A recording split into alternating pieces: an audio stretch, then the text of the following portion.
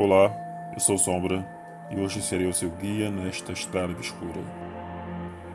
O vídeo de hoje vai ser um pouco diferente. Em comemoração aos mais de 300 inscritos do canal, hoje será um compilado de 5 relatos de lobisomem, que são os relatos com mais visualizações aqui no canal. Eu me chamo Carlos e vou contar um relato que aconteceu com meu avô por parte de pai, quando ele tinha aproximadamente 16 anos. Ele contava essa história e muitas outras para quem quisesse ouvir nas festas da família. Na época deste acontecimento, meu avô Antônio morava com sua mãe, seu pai e mais 5 irmãos. Entre eles, o que mais se dava bem com meu avô era seu irmão mais velho, Lourival, e também era de longe o mais brincalhão. Juntos, eles tinham um amigo em comum da escola, o Sérgio. Sempre que eles iam para a casa de Sérgio, passava por uma linha férrea de uma companhia de trem há muito tempo abandonada. Havia outro caminho, só que ele era mais longo e mais chato também. Sua mãe sempre dizia para eles não irem pelo caminho da linha de trem, pois coisas estranhas aconteciam por lá. Mas como era de se esperar, eles não obedeciam. Certa noite, quando Antônio e Lourival voltavam da casa de Sérgio, ouviram um barulho na mata, um barulho baixo, suave, como se alguém estivesse andando na mata bem devagar, tentando não fazer barulho. Lourival ficou brincando, sussurrando, dizendo que devia ser um lobisomem, pois era noite de lua cheia. Antônio, apesar de ser adolescente, era forte, corajoso e não tinha medo de histórias de fantasmas e de lobisomens, e foi logo dando um chega pra lá nele. Fala sério, você é bem crescidinho para acreditar nessas coisas de folclore. Vê se cresce. Chegando próximo à linha de trem, foi que começaram os uivos altos e tão próximos que parecia que aquele bicho estava tentando amedrontar os dois. Foi aí que meu avô percebeu que não era um lugar muito bom para se estar, pois as histórias de lobisomens que sua mãe contava, na maioria das vezes, era próxima à linha do trem. E por mais que ele não acreditasse nessas histórias, quando olhou para o lado, Lourival não estava mais ali. Ele tinha dado no pé, saiu correndo a todo vapor, deixando seu irmão mais novo sozinho para enfrentar o que for que saísse da mata. Mas meu avô não era bobo de enfrentar o animal desconhecido sozinho, então foi correndo atrás de seu irmão.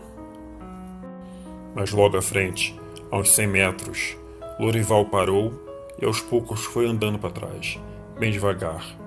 Meu avô alcançou ele e foi logo falando: "Você é louco? Me deixou sozinho lá atrás." Ele só respondeu dizendo: "Fica quieto e vai para trás, devagar. E repara no bicho que está na nossa frente, em cima da linha do trem."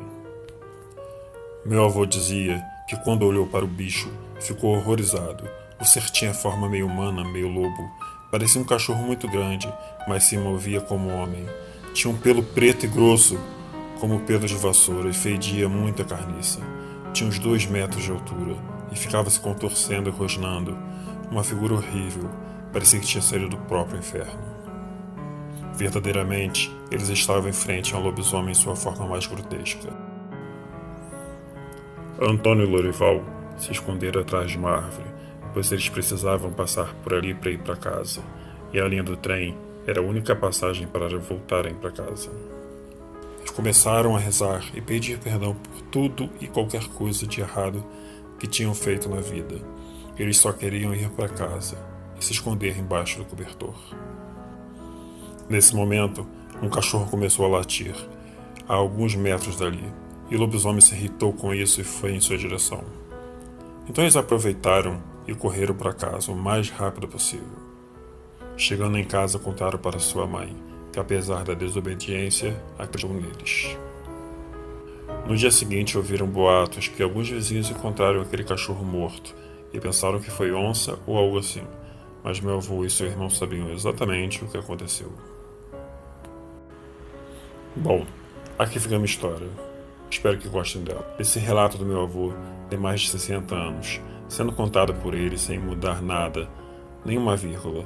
É por isso que eu acredito nele.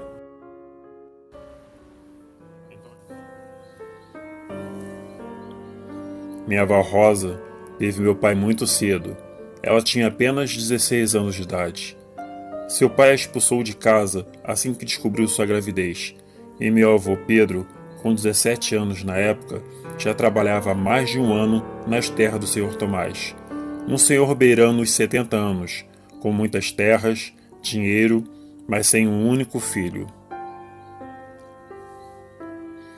Quando ele descobriu que a namoradinha de Pedro, seu melhor funcionário, estava grávida, e que seu pai a havia expulsado de casa, ofereceu para Pedro um pedaço de terra para ele construir uma casinha. Pedro aceitou com satisfação. Senhor Tomás escolheu o terreno onde meu avô Pedro poderia construir sua casa. Seria no alto de um morro bem afastado, onde havia uma grande pedra lisa na lateral do terreno.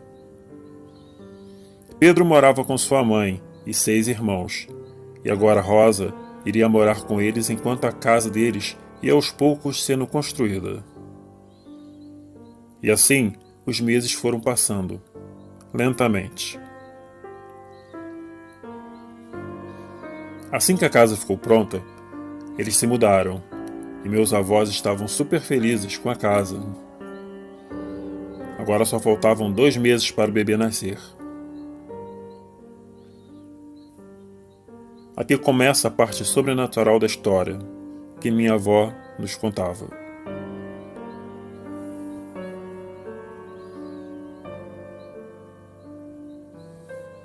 Essa final de gravidez foi conturbada.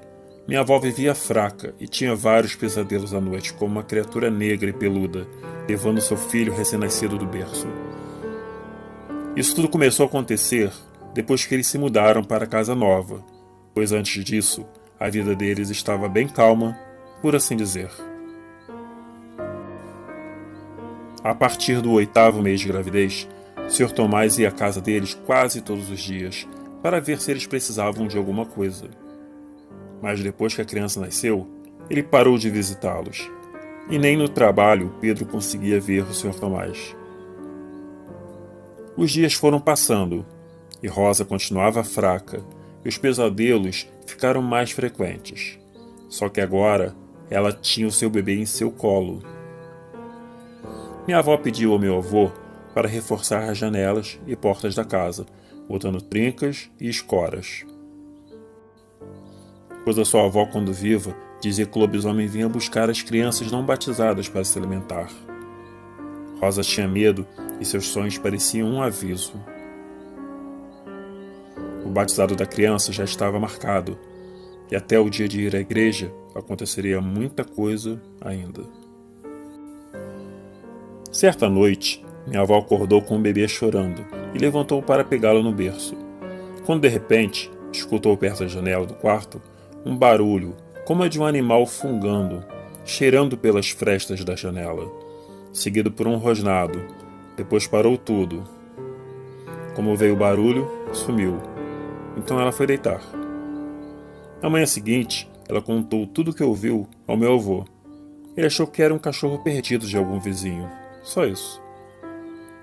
Mas quando Rosa saiu para lavar o riacho e, passando pela grande pedra lisa, avistou o que parecia grandes pelos escuros em cima da pedra. Eram tufos de pelos grossos e fedidos, de algum animal, provavelmente aquele da noite anterior. Mas novamente na noite seguinte, o barulho e os rosnados voltaram. Ela olhava pelas frestas da janela e não via nada. Mas de repente um animal grande e peludo foi se revelando. Ela dizia que ele era enorme, bem maior que um homem. Com dentes grandes e olhos com um ódio enorme, andava às vezes nas 4 patas, às vezes com as 2 traseiras apenas. No terceiro dia, Pedro recebeu uma mensagem. Foi um funcionário do Sr. Tomás, pedindo que ele passasse a tardinha em sua casa, para fazer uns serviços na casa. Então meu avô diz à minha avó que iria à casa do Sr. Tomás, fazer o serviço, mas que se ficasse muito tarde para voltar, ele dormiria na casa dele mesmo, pois apesar de conhecer tudo por ali, o caminho à noite era muito perigoso. Quando escureceu, Rosa imaginou que Pedro não viria mais, já que não tinha voltado ainda, e apesar de estar com medo de dormir sozinha com seu filho, sabia que Pedro precisava do trabalho e o Sr. Tomás tinha um bom coração e sempre os ajudou. Assim Rosa e o bebê passariam sozinhos aquela noite. E com medo daquela coisa voltar, fechou todas as trincas e travas das portas e janelas para evitar qualquer problema à noite. Esta foi uma longa noite. Dizia a ela que aquele animal voltou e começou arranhando a porta, forçando-a, como se quisesse entrar, mas ela só podia fazer uma coisa: rezar. Apenas rezar. Várias vezes ele forçou a porta para entrar e ela mais ainda rezava, quando de repente ouviu um tiro.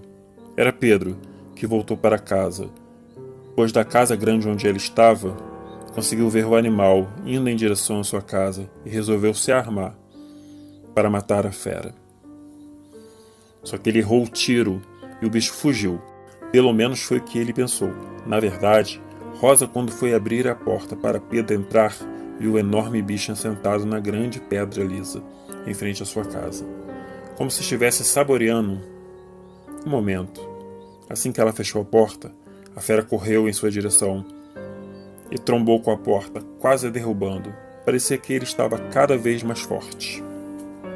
Meu avô tentou acertar um tiro na fera pela fresta da janela, mas a arma engasgou, e agora não tinha muito o que fazer.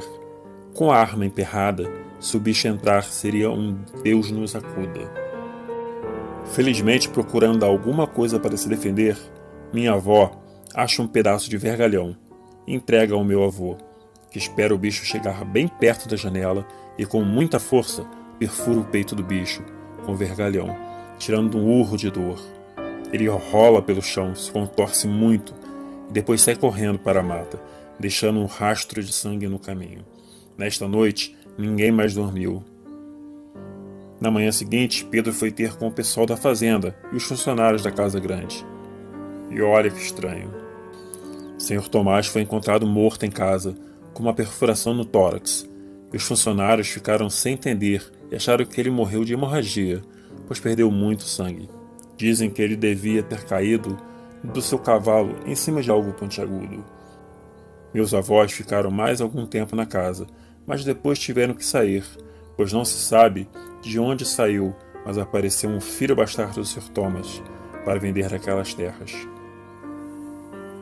Bom, este é um dos relatos que meus avós me contavam. Será que eles tiveram um encontro com algo parecido como um lobisomem?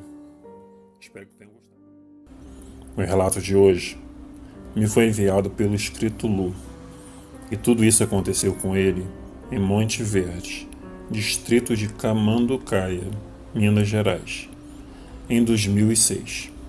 Segundo Lu, isso aconteceu em dezembro, perto do Natal, e ele lembra quando uma família um pouco estranha e reservada se mudou para uma casa antiga no final de sua rua.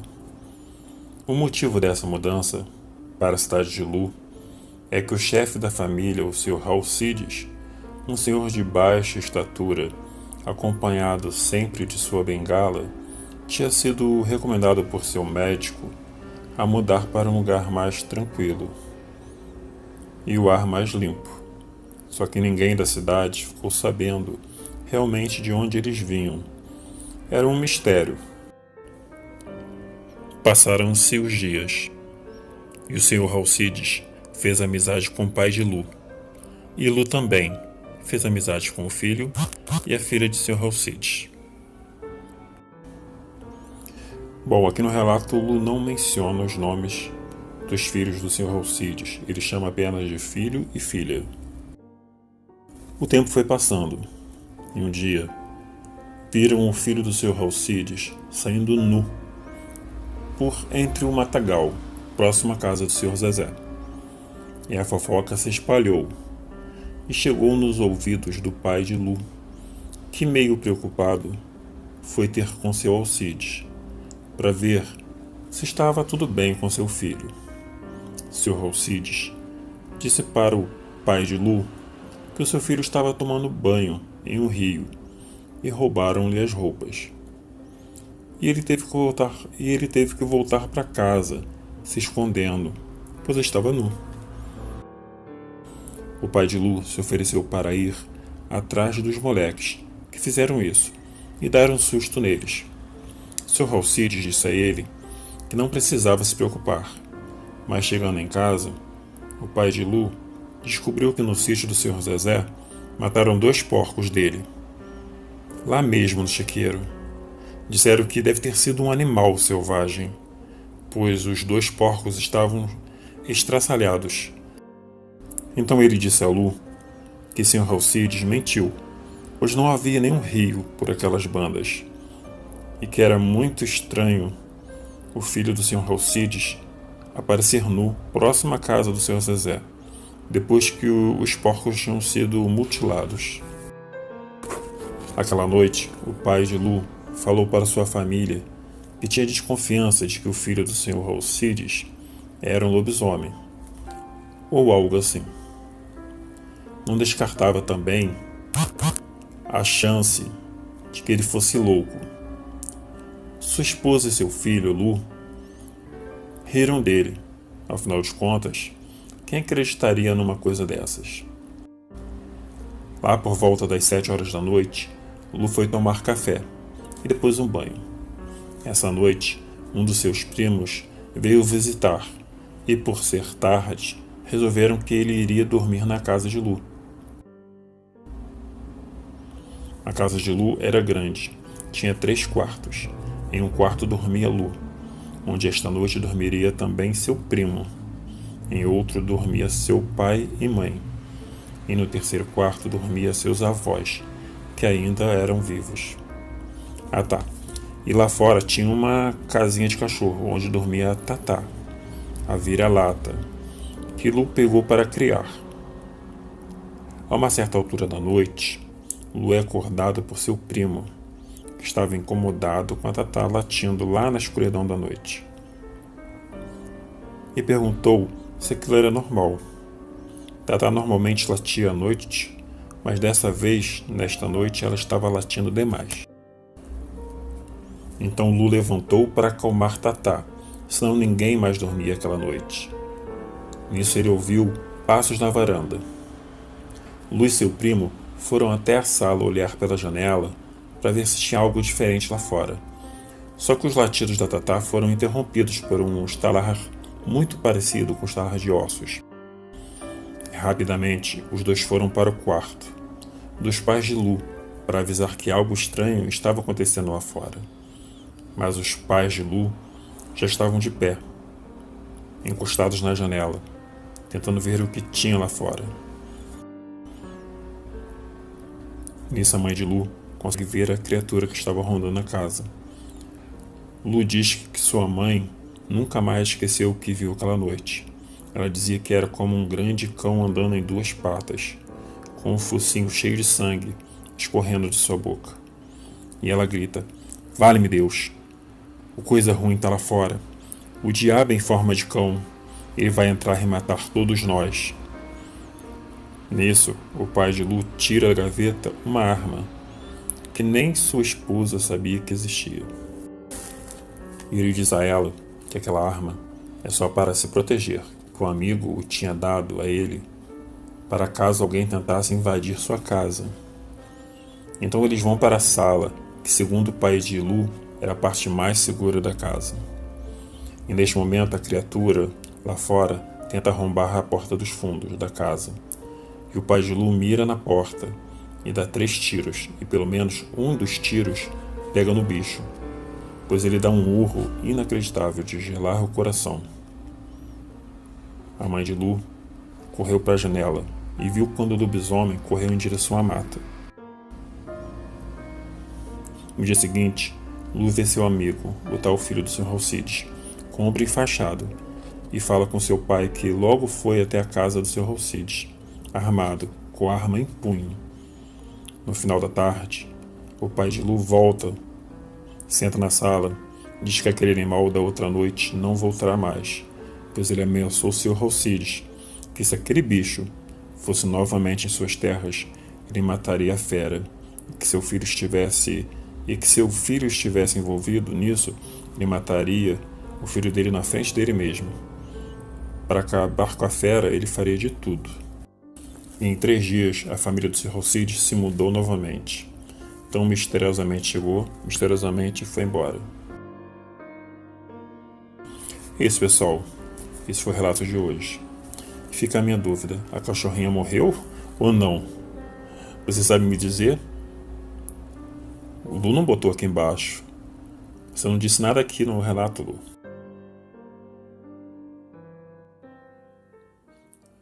Olá, amigos do canal. A nossa história de hoje começa com o nosso amigo Caio, que hoje tem 17 anos. Ele diz aqui no relato que em maio do ano passado aconteceu algo de muito estranho com ele e sua família. Ele e seus pais se mudaram para uma casa maior, só que um pouco mais afastada da cidade. Ela era bem maior que a antiga casa e tinha um terreno enorme, onde seu pai poderia, enfim, plantar e colher para o sustento da família, como ele sempre quis fazer. Então nosso amigo Caio aqui aproveitou a chance que a casa era bem maior e também tinha um grande terreno atrás da casa, para pedir à sua mãe, que era mais flexível que seu pai, para adotar um cãozinho que, segundo ele, poderia ajudar a guardar a casa. Caio então conseguiu o que queria e chamou seu cãozinho de Esponja. Tá aí um nome bem diferente, Esponja. Esponja era um vira-lata alegre. Estava sempre atento. Uma semana depois da mudança, na primeira noite que o nosso amigo Caio dormiu, ou pelo menos ele tentou dormir, né, sozinho em casa, lá pelas 8 horas da noite, bateram em sua porta, e ele foi atender. Era uma senhora de pelo menos uns 70 anos, e ela estava querendo saber se ele estava sozinho em casa. Ele achou estranho, mas, como ele era ingênuo, respondeu que sim. E ainda disse que era aniversário de casamento de seus pais e que eles saíram para comemorar. Assim, Caio, não sei se este é o seu verdadeiro nome, mas você não sabe que não se deve falar com as pessoas, mesmo que seja uma velhinha, aparentemente indefesa, que você está sozinho em casa? Toma jeito, rapaz. Isso é muito perigoso. Bom, voltando ao relato, a senhorinha disse a ele: vejam só, deixar uma criança sozinha em casa. Que vergonha. E se alguma coisa acontecer com você, meu filho? Feche bem as portas e confira as janelas. Vê se elas estão bem fechadas, meu filho. Aqui acontece muita coisa estranha à noite. Com educação, mas com firmeza, Caio responde: eu não sou criança. Eu já tenho 16 anos. Já é um adulto, né? Com 16 anos já é um adulto. Ele achava que era bem esperto para ficar sozinho em casa e disse a ela que poderia ficar tranquila. Ele lhe deu um sorriso e fechou a porta. Para não dizer que bateu a porta na cara dela, né? Tô sabendo. Velha maluca, pensou ele. E diz aqui que se lembra como se fosse ontem. Lá pelas 11 horas da noite, ele resolveu ir para a cozinha, estourar um pouco de pipoca e assistir um filme. E antes mesmo do primeiro milho na panela estourar, ele começou a escutar um barulho que vinha lá dos fundos da casa. Era um som assim, como se fosse um animal derrubando as latas de lixo que ficavam no fundo da sua casa. Esponja também escutou. Esponja é o cachorro. Esponja também escutou e ficou latindo alto. E logo depois todos os cães da região começaram a latir também.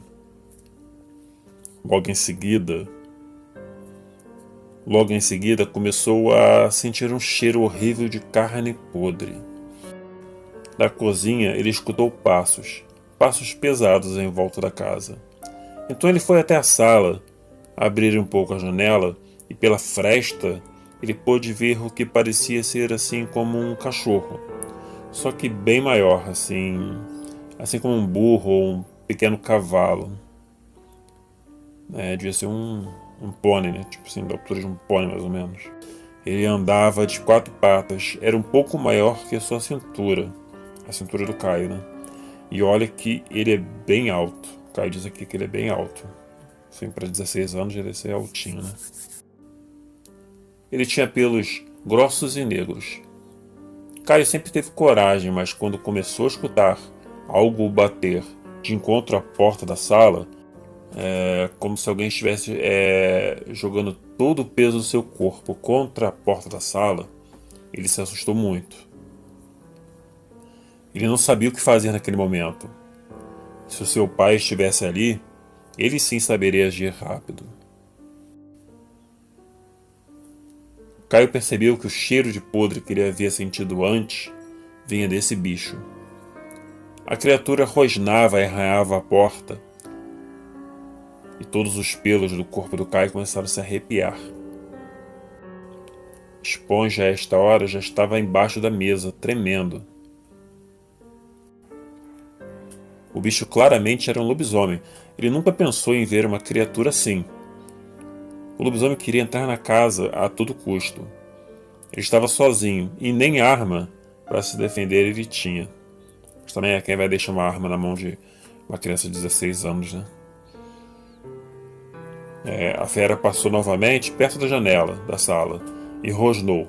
Aquilo estava sendo muito traumático para o Caio. Por sorte, seus pais chegaram mais cedo, e quando os faróis do carro bateram em cima do lobisomem, o seu pai não pôde acreditar. Ele via que a criatura estava tentando entrar na casa a todo custo. Então ele jogou o carro em cima do lobisomem, que com um único salto desapareceu. A segunda parte do relato. Por sorte, seus pais chegaram mais cedo, e quando os faróis do carro bateram em cima do lobisomem, seu pai não pôde acreditar. Ele via que a criatura estava tentando entrar na casa a todo custo. Então ele jogou o carro em cima do lobisomem, que com um único salto desapareceu. Ou pelo menos era isso que ele queria que seu pai acreditasse. Pois na verdade, de casa, Caio pôde ver que na hora que seu pai jogou o carro em cima do lobisomem, ele saltou para cima de uma árvore que ficava bem em frente à sua casa. Estrategicamente, o lobisomem ficou observando a porta de sua casa. Ele parecia ser assim um animal inteligente, além de sanguinário. Sua mãe no carro ficou paralisada de medo, tanto que seu pai teve que sacudi-la para ela não entrar em pânico. Seu pai teve que estacionar o carro rapidamente, com a porta do carro bem colada na porta da sala, impedindo o lobisomem ou outra coisa qualquer que tentasse derrubar a porta da sala. Assim que Caio abriu a porta da sala, sua mãe saiu do carro pela janela do carona, já que não dava para abrir a porta do carro, seguido logo atrás de seu pai. A fera ficou os observando de cima da árvore. Caio hoje acredita que a fera sabia que ele estava sozinho em casa, e por ter chegado mais gente, ele teve que se esconder e planejar melhor seu ataque. O lobisomem ficou durante um tempo em cima da árvore, observando de longe a porta da sala, pois ele sabia que esta era a porta principal da casa, e no momento ela estava interrompida pelo carro do pai do Caio. Ele ficou esperando o momento ideal para tentar invadir a casa novamente. O que eles não perceberam é que Esponja, o cãozinho da família, fugiu quando Caio abriu a porta para seus pais entrarem. Não me julguem, diz Caio aqui no relato. Eu estava desesperado nessa hora. Caio não sabe como isso aconteceu. Esponja deve ter se esgueirado por debaixo do carro. Afinal, ele era um cão bem pequeno. Eles ficaram desesperados quando viram Esponja começar a latir para a árvore onde o lobisomem estava escondido. Esponja queria ajudar, mas se o bicho desce da árvore, ele acaba com a esponja em um estalar de dedos. A sorte de Esponja é que a fera não estava nem aí para ele. Quando desceu da árvore, o lobisomem ficou em pé, de frente ao pequeno cãozinho da família, que se mandou. Foi correndo para longe. Eles não viram nem ouviram mais o Esponja aquela noite. A fera que fedia a morte se aproximou da casa e começou a atacar o carro com muita força e raiva. Ela cortou seus pneus, subiu no capô, fez de tudo para passar pelo carro, mas não conseguiu. Graças a Deus. A família de Caio, dentro da casa, juntou os móveis para escorar a porta e as janelas. Foi uma noite infernal. A fera rondou a casa a noite inteira. Não deu brecha para eles, nem por um minuto. Seu pai não quis comentar nada, apenas os levou para o seu quarto e se trancaram a noite toda. No dia seguinte, só saíram de casa com o sol a pino e foram ver o estrago que a fera fez na noite passada. O capô do carro estava todo amassado e arranhado. O pai de Caio só pensava no prejuízo que ia tomar, e Caio só pensando onde seu cãozinho Esponja poderia estar, se estava vivo ainda. Eles foram encontrá-lo, graças a Deus, 2 dias depois, na sua antiga casa. Coitado do bichinho, gente. Já tá morrendo de medo. E a velhinha que bateu na porta de Caio e disse aquelas coisas estranhas, eles foram procurá-la para ver se ela sabia de alguma coisa. Mas ninguém da vizinhança escutou o que aconteceu com eles, ou conhecia alguém com a fisionomia dela. Algo que eles acharam muito estranho. Caio e sua família se mudaram novamente, agora para o centro da cidade, e levaram Esponja com eles, é claro. Eles não contaram nada do ocorrido daquela noite, a não ser para o pastor de sua igreja. Nem mesmo para membros de sua família Caio confiou em contar. Para eles virarem chacota nas reuniões da família, no Natal e no Ano Novo. Bom, galera, se gostaram do vídeo, se inscrevam. Se você chegou até aqui no final do vídeo, deixe seu like e boa noite.